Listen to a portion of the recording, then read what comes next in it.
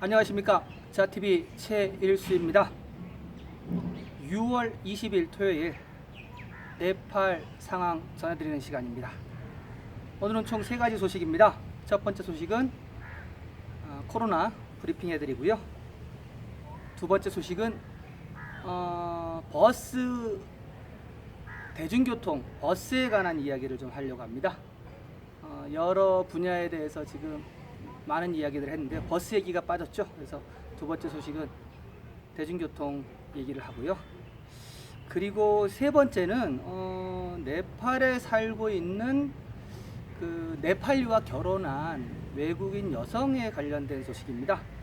여지까지 그 네팔 사람이랑 결혼을 해도 네팔 같은 경우는 시민권을 주지 않았었어요.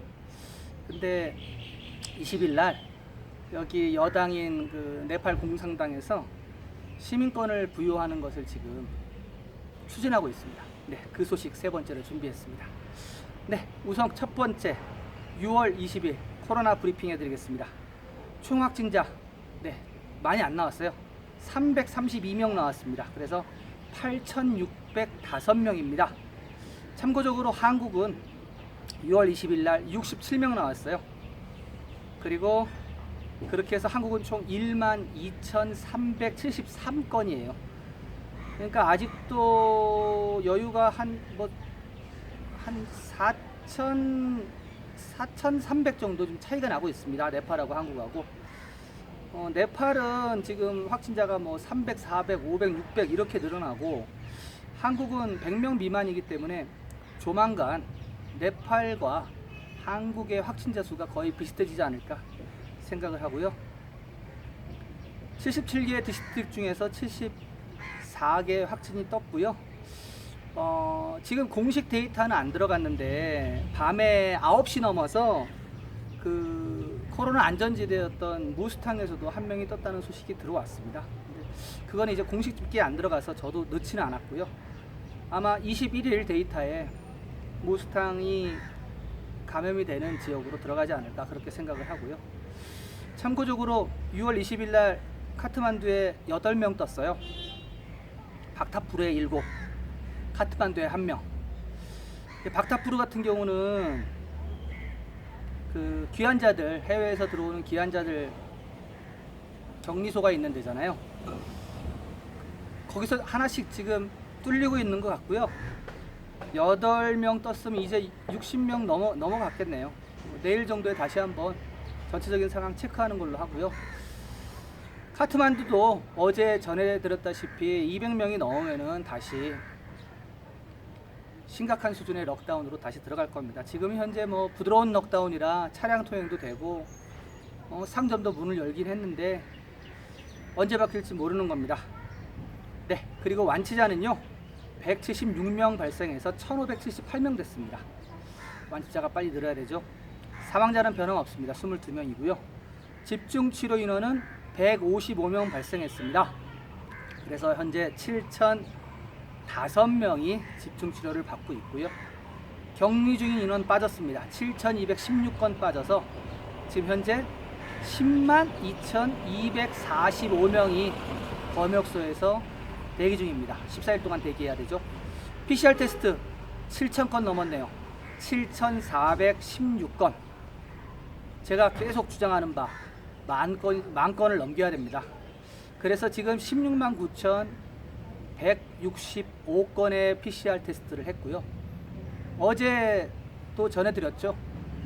그 21개 그 실험실 냉장고에 3만 건 넘는 그 검체한 그 면봉이 있다고. 천천히 해갖고는 밀린 것도 해결할 수 없습니다. 네, 그리고 네팔 전체적인 상황 다시 한번 개괄해 드립니다. 어제 말씀드렸다시피 밤 10시부터 새벽 5시까지 이동이 제한됩니다. 차량은 물론 걷는 것도 금지됩니다. 그리고 결혼식이나 장례식, 기타 모임에 15명 이상 모이면 안 됩니다. 결혼식은 못할 것 같고요. 장례식은 거의 가까운 친지들만 모여서 하는 걸로 그렇게 되겠네요. 그리고 지금 코로나로 만약에 사망자가 나오면요, 어차피 가족들 접근 못해요. 가족들 접근 못하게 그것도 역시 사회적 거리두기 하거든요. 그래서 거리두기하고 멀찌감치 떨어져서 보게 하고 그거를 처리하는 최소한의 사람만 장례식을 진행을 합니다. 장례식은 그 원래는 파슈파티 같은 데 가는데 파슈파티 안 가요. 지금 화장 새로 거기 말고 파슈파티 옆에 새로 생긴 그 가스 화장장이 생겼어요. 거길로 가서 거기에서 화장을 시킵니다.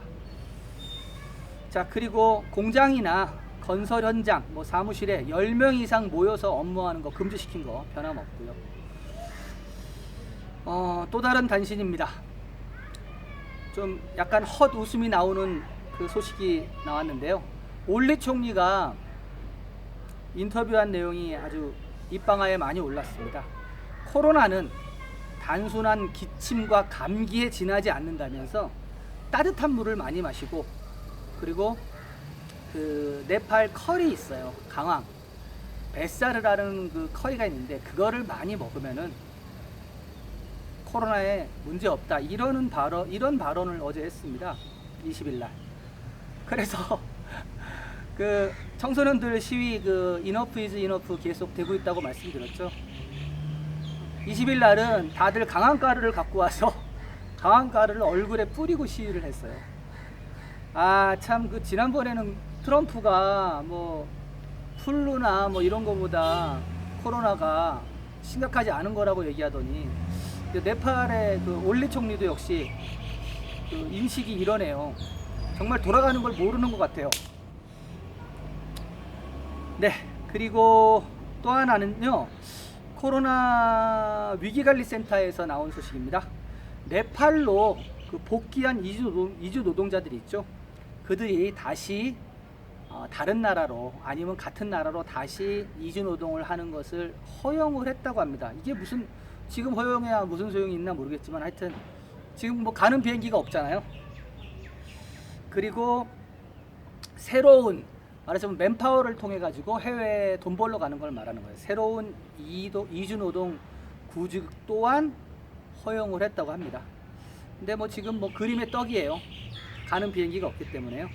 아니면은 뭐 7월 달에 만약에 이 상황에서 국제선을 지금 열려고 하는 건 아니겠죠?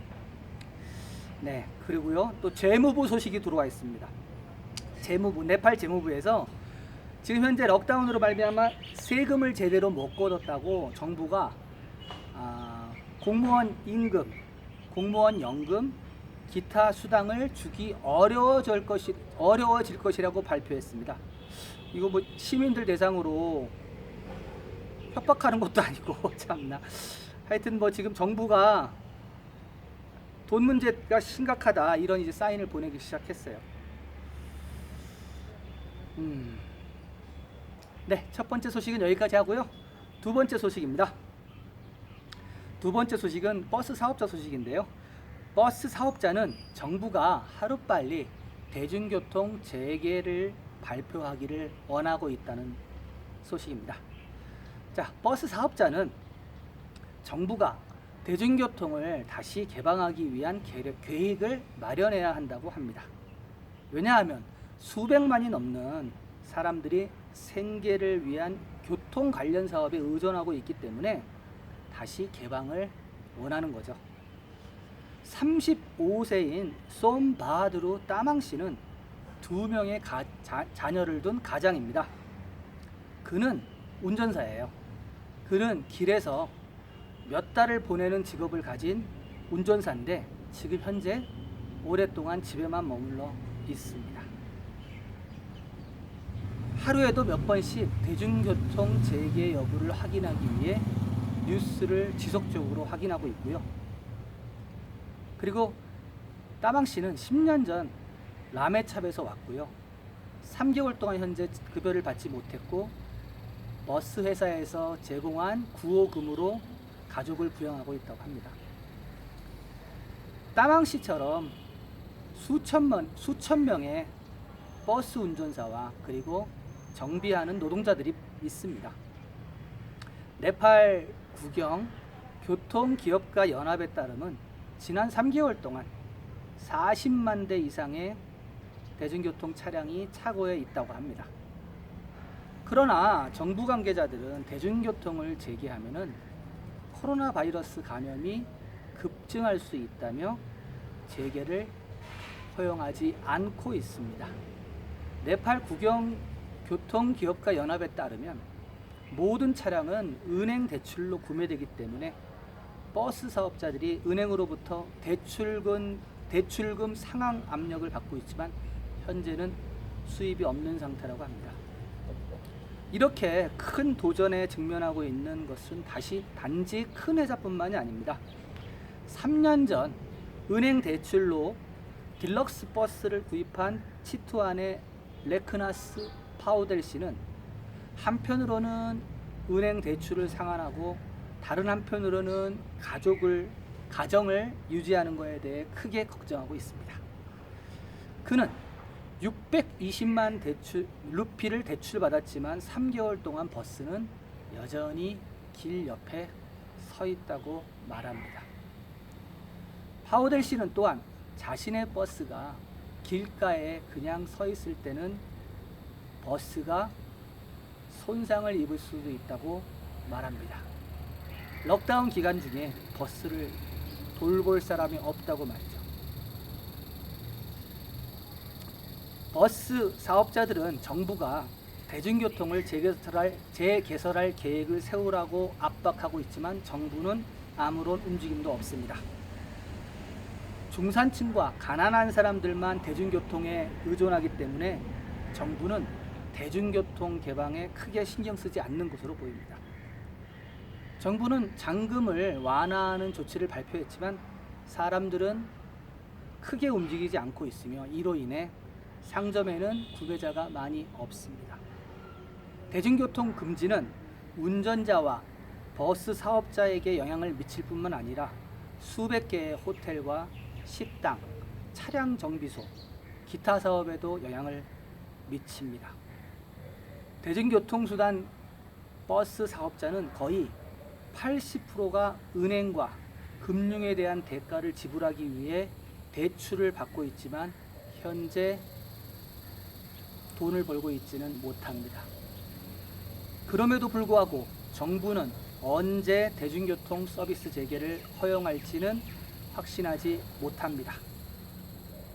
코로나 위기관리센터가 재개를 결정해야 하는데 아직은 전혀 계획에 있지 않습니다. 정부가 가난한 사람들을 위해 일하는 것 같진 않습니다. 지난번 부드러운 럭다운 들어가기 전에 제가 버스나 택시 이런 것을 반만 태워서 하는 거를 정부에서 검토 중이다라고 제가 한번 방송을 한 적이 있는데요. 그러면서 제가 어떻게 대중교통을 반을 채울 수 있을까라는 것을 이제 의문을 던졌는데 그때 결국 정부에서 대중교통 허용을 안 했어요. 안 하고 지금 버스도 계속 지난번에 방송했듯이 끌고 나와가지고 막 경찰관들한테 당속당하고 막 그런 거 있었잖아요.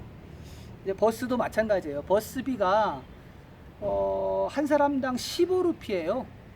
버스비가 15루피면은 우리나라 돈으로 한 180원 정도 하거든요. 대중교통이. 그렇게 비싼 건 아닌데 되게 이제 저렴한 편이죠. 지금 네팔 물가에 딱 맞는 건데 이제 그걸로 대중교통으로 파생되는 여러 가지 산업이 있잖아요. 앞에도 말씀드렸다시피 운전사만 있는 게 아니라 네팔 같은 경우는 아직 차장 제도가 있어요. 그래서 운전사는 운전만 하고 차장이 손님들한테 돈을 다 받아요. 15루피씩 다. 그리고 이게 거리로 이게 환산이 되거든요. 먼 거리를 가면은 20루피도 받고 25루피까지 받는 걸 제가 봤어요. 그리고 학생은 5루피 DC 할인해주고 이런 식으로 지금 하고 있는데 이 대중교통이 지금 멈춰 있다 보니까 사람들 이동도 못하죠. 택시도 없고 그러니까 시내로 이동하거나 이런 거는 못하고 자가용이나 오직 바이크로만 이용을 하는 거고 그것도 이제 짝수 홀수제로 그러니까 자가용이나 바이크 없는 사람은 못 나가는 거죠. 그러니까 당연히 시내 중심가는 다운타운 같은 경우는 장사가 안 되고 지금 현재 물론 지금 상황에서 장사를 바라는 건 잘못된 거지만은 뭐 호텔이나 식당, 뭐 옷가게 이런 데가 장사가 다 안 되는 거죠. 하여튼 뭐 택시 뭐 그리고 지난번에 말씀드렸던 뭐 깔리마띠 그 포터 하는 노동자들, 뭐 릭샤 같은 경우는 뭐 운행은 되고 있긴 한데 모두 다 힘든 것 같습니다. 자, 두 번째 소식 여기까지 하고요. 세 번째 소식으로 넘어가겠습니다. 자, 세 번째 소식 전해드리겠습니다. 네팔 여당인 CPN 마오이스트 공산당은 네팔인과 결혼한 후 7년 뒤에 외국인 여성에게 시민권을 부여하는 것을 추진하기로 결정했습니다. 네팔 공산당 비서관은 네팔 남성과 결혼한 후 7년 뒤에 시민권을 부여하는 것을 지난 토요일 6월 20일이죠. 공산당 사무국 회의에서 결정을 했습니다. 여당인 네팔 공산당은 발루어터 총리 관저 기숙사에서 회의를 열고 이 같은 것을 결정했는데요. 네팔 남성과 결혼한 외국인 여성에만 일단 제공을 하는 거고, 네팔 여성과 결혼한 남성은 아직 제공을 안 합니다. 이 공산당 대변인 슈레스타스는 결혼한 후로 7년 후에 모든 사회적, 문화적, 경제적 권리를 얻을 수 있도록 주거용 신분증을 받게 될 것이라고 덧붙였습니다. 네팔 공산당의 공동 당수인 KP 사르마 올리 총리와 그리고 다할 회장은 하원의 국가관리 및 민간협치협의회에서 당을 대표하는 회원들과 토론을 가졌고, 그리고 회의에서 그들과 의견을 나누었으며 이 조치를 결정했습니다. 여당의 이번 결정으로 연방국회에서 이 법률은 쉽게 통과될 것입니다. 2018년 이래 이 법안은 계속 논란의 여지가 있었습니다. 시민권 문제에 대해 의회에 대표된 여러 정당들 사이에 이견이 있었고, 다수당인 마오이스트 공산당은 의견을 표명하지 않았습니다. 그런데 이번 결정으로 외국인에 대한 시민권 획득이 탄력을 받은 것입니다. 여당인 CPN 마오이스트 공산당은 국가관리 및 민간협치위원회에서 정부에게 5일 이내에 합의를 도달하도록 지시했다고 합니다. 현재 연방의회 행정관리위원회는 시민권 법안 보고서를 발표할 준비를 하고 있다고 전했습니다. 네, 네팔 같은 경우는 저도 이제 뭐 2013년에 네팔에 와서 살고 있는데, 저 같은 경우는 이제 비즈니스 비자예요. 전에는 이제 학생 비자로 있다가 비즈니스 비자인데, 이게 1년에 한 번씩 갱신을 하거든요. 그래서 지금 현재 비즈니스 비자 같은 경우는 1년에 360달러예요, 비자가. 그러니까 360달러를 내야지 이 나라에 살 수 있는 거고요. 그러면 한 달에 한 30달러 정도 되는 거죠. 3만 원 정도의 그 유지비가 필요한 거고요, 비자에 대해서. 네팔 사람과 결혼한 사람 같은 경우도 비자가 필요해요. 결혼 비자가 따로 있어요. 말하자면 여기는 그 네팔은 시민권 제도가 없었거든요. 말하자면 이민도 없어요. 이민도 할 수가 없어요. 그냥 여기는 1년마다 아니면은 좀 규모가 큰 사업을 하시는 분 같은 경우는 5년마다 비자를 갱신해야 돼요. 그래서 기존에 결혼한 분들 같은 경우는 제가 알기로 한 달에 10달러로 알고 있어요. 10달러니까 연 하면은 120달러겠죠. 다른 거에 비해서 좀 저렴하긴 한데, 네팔에 계속 여기 살고, 그리고 근데 애를 낳으면 애는 또 네팔 시민권을 줘요, 희한하게. 그런데 영원한 이방인인 거죠, 네팔리하고 결혼한 사람 같은 경우. 근데 이번 20일 날 지금 여당인 그 CPN에서 이런 결정을 하면은 7년이 지나면 이제 여기에 거주할 수 있는 그 시민권을 준다는 얘기는 이제 비자가 필요 없게 된다는 그런 얘기겠죠. 그렇게 되면 아무래도 뭐 경제 활동이라든가 뭐 이런 것이 더 쉬워지겠죠. 그래서 일단은 지금 네팔 남성과 결혼한 외국인 여자에 대한 외국인 여성에 대한 것이 이제 추진이 되니까 아마 요게 된 다음에는 네팔 여성과 결혼한 외국인 남성도 될 것 같아요. 일단 뭐 이 법안이 결정되기 전에 예비 법안에서는 예비 그 심사에서는 네팔 여성이랑 결혼한 외국인 남성은 15년 얘기가 있었어요.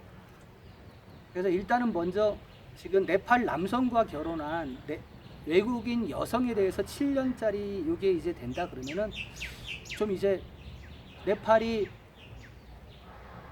그 시민권에 대해서 좀 되게 좀 확대하는 그런 개념을 갖는 거죠. 네팔 같은 경우는 그 카스트 제도가 있다고 제가 지난 방송에서도 말씀을 드린 적이 있는데요. 이 외국인이 만약에 이렇게 네팔 사회에 막 들어오면요, 카스트 제도가 흔들려요. 그래서 그런지 여지껏 지금 시민권을 주지 않았는데, 그 카스트 제도에 따르면요, 외국인과 결혼을 하잖아요, 카스트가. 그러면 카스트가 그 자녀 때부터 강등이 돼요, 한 등급씩. 그래서 집안 어른들이 외국인을 싫어해요. 카스트, 그러니까 굉장히 보수적인 사람들 같은 경우는 네가 저 외국 사람이랑 결혼하면은 네 자식이 카스트가 떨어진다. 그래도 좋느냐? 그거는 이제 우리 가족에 대한 수치다. 막 이런 식으로 얘기하거든요. 그래서 지난번 그 불가초인 그 달릿하고 그 결혼 문제로 6명이 죽은 사건이 있었잖아요. 그것도 카스트 문제였거든요. 그래서 그 네팔은 카스트로 인한 사회 갈등이 되게 사실은 빈번하게 일어나는데 외국인과의 이 문제는 이제 수면으로 떠오르진 않는데 이 어른들 같은 경우는 대부분 반겨하지 않습니다. 카스트가 떨어진다고.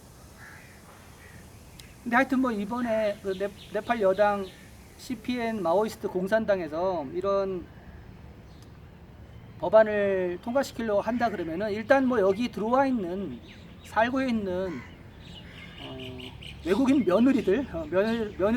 며느리들한테는 좋은 소식이래요. 제가 알고 있기만 해도 한국 분들도 되게 많거든요. 근데 계속 매년 그 비자를 1년마다 한 번씩 갱신을 하고 하는 게 되게 불편해요. 그리고 계속 이방인인 거예요. 이방인 계속 살고는 있는데 네팔을 위해서.